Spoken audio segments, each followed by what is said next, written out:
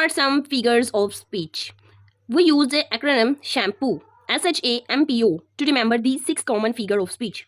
S stands for simile. Simile are comparison between two unlike things. Use the words like as or then. For example, he is as blind as a bat. It is black as night. She eats like a bird. He is larger than life. H stands for hyperbole. Hyperbole use exaggeration of emphasis or effect. I have told you a million times. I am so hungry I could eat a horse. Your backpack weighs a ton. A stand for alliteration. The occurrence of the same letter or sound at the beginning of adjacent or closely connected words, like Carly cooked a casserole, Will wanted warm weather, Boston baked beans.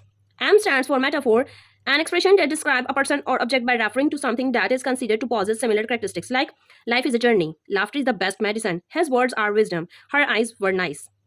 Eyes.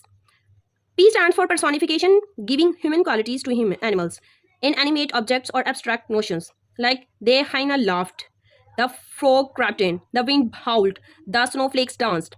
O stands for onomatopoeia, a word that sounds like what is it describing? Click, meow, buzz, drizzle, whoosh, splat.